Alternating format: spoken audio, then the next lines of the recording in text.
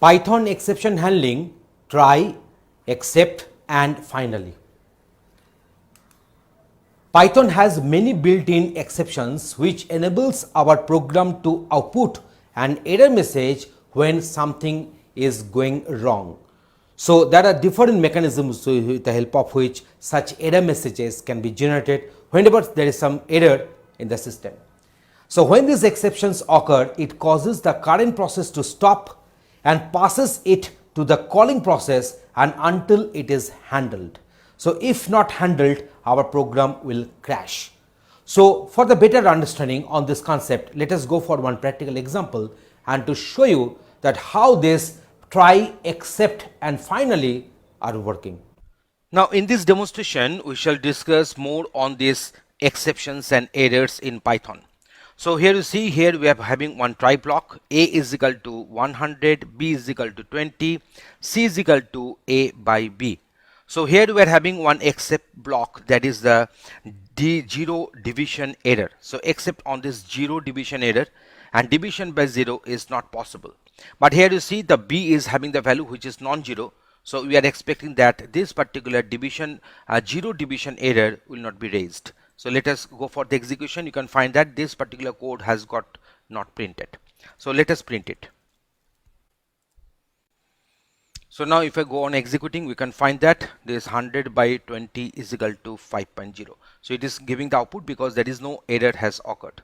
But if I make this one as 0, then obviously the division by 0 is not possible. That means the control is coming directly from this particular line to this except block, and this particular statement is getting printed, which is written under the except zero division error block.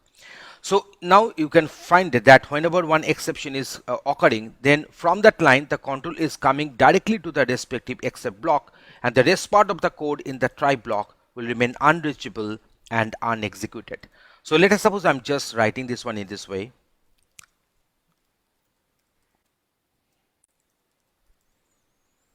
Okay, now if I go for the execution, I'm writing this one as 100, writing this one as 20, I'm getting the required output as well. So now if I go for the execution, you can find that I'm giving the value ABC and giving the value, you see, whenever I'm writing this value ABC, I'm giving the value ABC, it cannot be converted to the integer using the type conversion method, that is int. So what is the error here? Error is a value error. So that's why I can also go for the value error here. So now I can raise here. So I'm writing one except.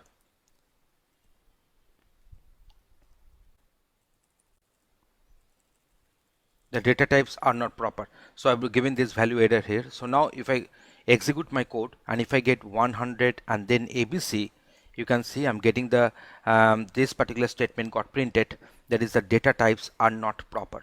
So if I execute and if I put ABC at the first, then also it is this particular value error will be caught here.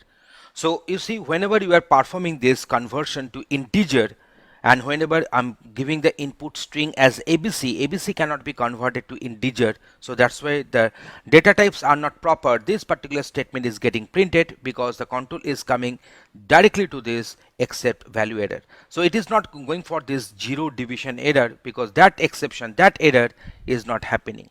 So let us go for say another one. Say I'm going for say I want to have one restriction on this A. So I'm just writing this one. If A is below this 0, that means if A is negative, then I shall have one raise, say I'm going for say a name error, say type error. Okay, so I'm just writing this one, raise type error. So here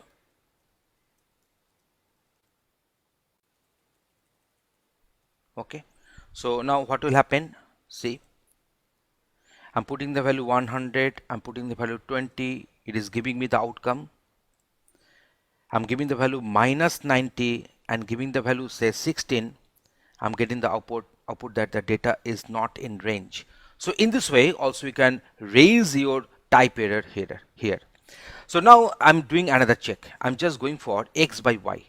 You see, x and y, they are not defined here. Then what will happen? If I go on executing, it is asking for the value, so let me give the values. And now it is raising one error, that is the name error. It is raising one error, that is the X is not defined. So that means I should go for another one, that is the name error.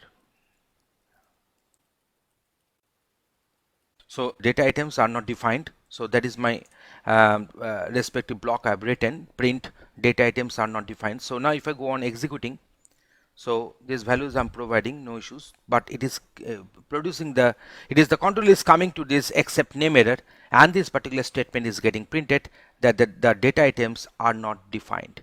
So in this way, in this particular demonstration, you can find that one try block can be followed by multiple except blocks, and depending upon the error type which will be raised within the try block, accordingly the respective except block will be executed, and rest part of the try block will remain unreachable and unexecuted.